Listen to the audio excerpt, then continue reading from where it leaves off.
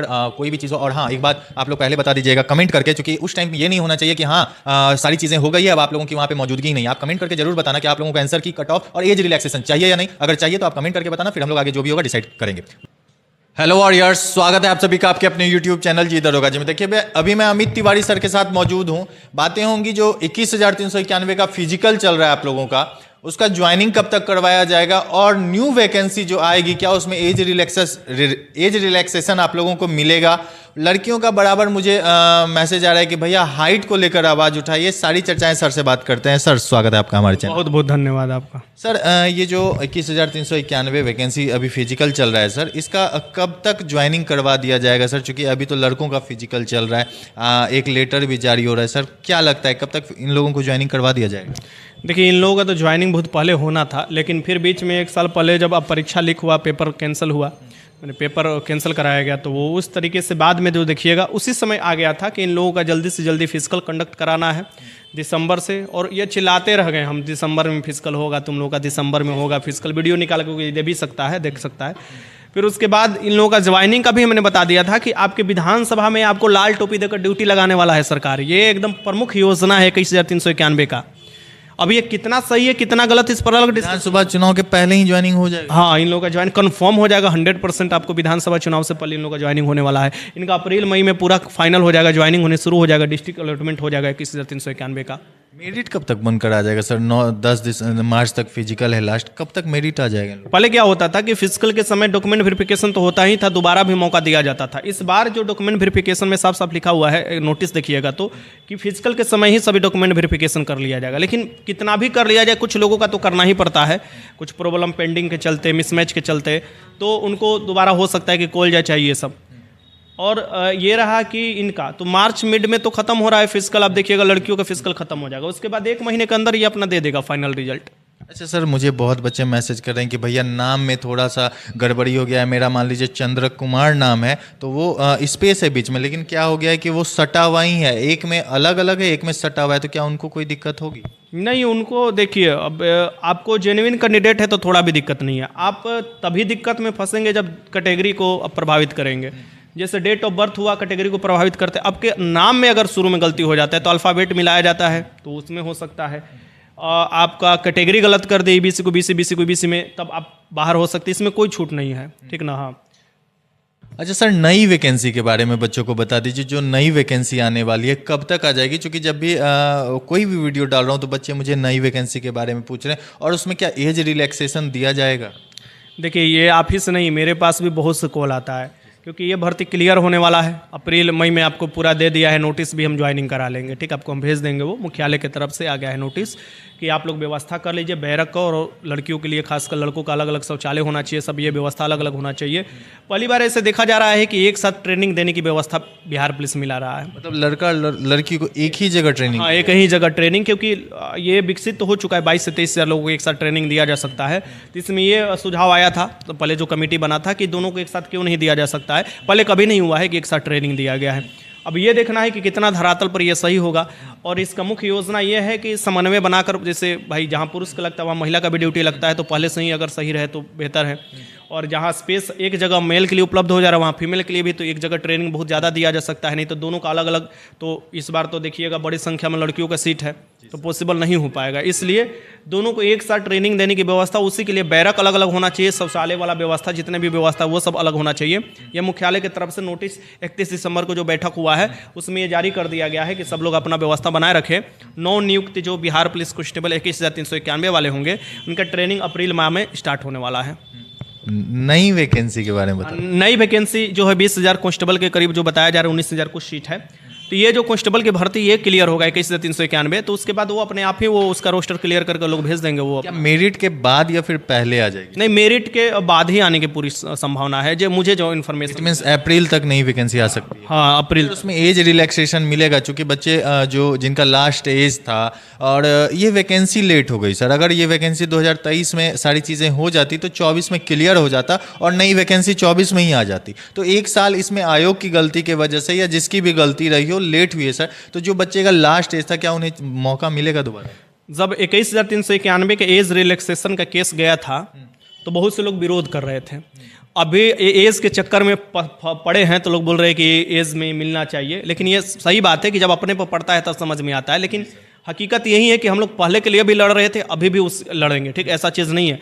Court में जब ये प्रस्ताव गया कि आपने 21,391 भर्ती दिया, जबकि 2020 में 8415 आया था, उस समय लॉकडाउन हुआ था, उसके बाद आपके पास कोई बड़ा भर्ती नहीं था। सो CHBC ने दिखाया कि हम हर साल भर्ती देते हैं, यानी एक्साइज का देते हैं, फायरमैन का देते हैं। सो कोर्ट ये भी पूछा कि ये 365 भर्ती देते हैं, इससे आपका ये दिखा रहे हैं 21,391 को और 365 को कंपेयर आप कर रहे हैं, तो उस पर उस समय चुप हो गया था।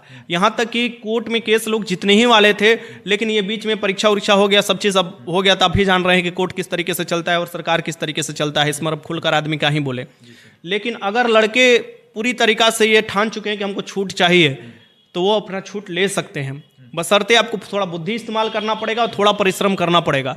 ये नहीं कि आप बट जाएं, कोई बोलेगा कि नहीं इसको नहीं मिलना चाहिए, कोई बोलेगा मिलना चाहिए, क्योंकि देखिए जिसको फायदा होगा तो बोलेगा ही कि नहीं मिलना चाहिए, लेकिन जिनका बाहर हो रहे हैं वो तो बोलेंगे कि हमको कम से कम 2 साल का छूट चाहिए। जैसा कि सर आपने देखा होगा अभी NCLEWS के लिए कितने बच्चे कमेंट करते थे, निगेटिव कमेंट, कुछ नहीं होगा, इन सब चीज़ों से कुछ नहीं होगा, और जो बच्चे कमेंट ये करते थे उन्हें दिख गया होगा कि हाँ अगर लड़ाई आपके सही दिशा में हो तो जीत मिल सकती है। कितने बच्चे, कितने फिजिकल टीचर अपने स्टूडेंट को कहाँ भेज रहे थे, खुद आ जा रहे थे, स्टूडेंट को नहीं भेज रहे थे। अगर हम बात करें अभय सर का, बिहार फिजिकल एकेडमी जो है, हमको तो लगा है कि वो हर कदम पर साथ में लड़े हैं, आप भी थे साथ में, हमेशा उस रात भर आप वहाँ पर रहे हैं, स्थिति देखे हैं, लड़का लड़की जान रहा है कि किस तरीके से हम लोगों ने लड़ाई लड़ा है।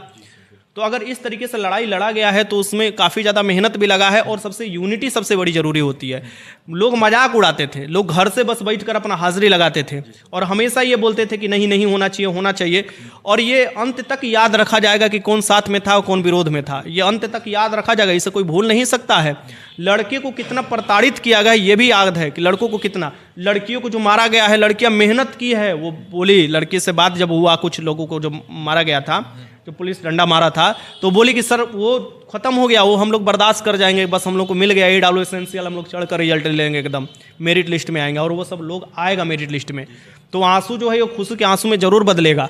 यही चीज़ मैं हमेशा बताता हूं कि आप लोग बट जाते हो, अपने प्रॉब्लम के बेरी अपने खड़ा हो जाओगे, और दूसरे का प्रॉब्लम के बेरी नहीं भैया हम नहीं तुम्हारा साथ देंगे। साथ नहीं दो यार, लेकिन दूसरों को क्यों भड़काते हो, दूसरे को जाके बोल रहे हैं कि कुछ नहीं होगा इन सब चीज़ों से, जाओ अपना फिजिकल करो। या कितने बच्चे तो छोड़ दिए थे सर NCLEWS के चक्कर में, छोड़ी बात हकीकत है, आपको अटेंडेंस इतना कम होना यह हकीकत है। आप ग्राउंड खाली होने लगा था सर, धीरे ग्राम भाग गए थे, पटना से ही देखिए कितना अभ्यर्थी भाग गए थे। फिजिकल टीचर वाले हम यहाँ फोन कर बोल रहे हैं कि आप लोग ये क्या कर रहे हैं, सब लड़का भाग रहा है। सो क्या सच्चाई के साथ लड़ने में और दिखावा करने में काफ़ी अंतर होता है, ये सभी लोग जानते हैं कि किस तरीके से लड़ाई लड़ा गया है NCL और AWS का। और दूसरी बात, सबसे इंपॉर्टेंट बात है कि अगर एज रिलैक्सेशन में सभी अभ्यर्थी साथ मिलकर साथ देंगे, 99% हम कर रहे हैं कि एकदम आपका एज रिलैक्सेशन मिल जाएगा, क्योंकि 2023 का भर्ती का जो कट ऑफ है वो 2022 अगस्त है। 2023 में कोई भर्ती नहीं है, 2024 में कोई भर्ती नहीं है, ये 2025 में मई में क्लियर होने जा रहा है। पिछले 2 साल में तो कोई भर्ती ही नहीं है, ये तो पिछला 2022 के आप कह सकते हैं कि भर्ती चल रहा है, क्योंकि कट ऑफ डेट इसमें 2022 का है। तो 2023 वाले 2024 वाले जो पास हुए हैं तो फॉर्में नहीं भरे हैं, और 2023-24 में तो CSBC का कोई फॉर्में नहीं आया है। अगर ये आया है कई 2023 में, लेकिन कटअप तो 2022 है ना, अगस्त 2022।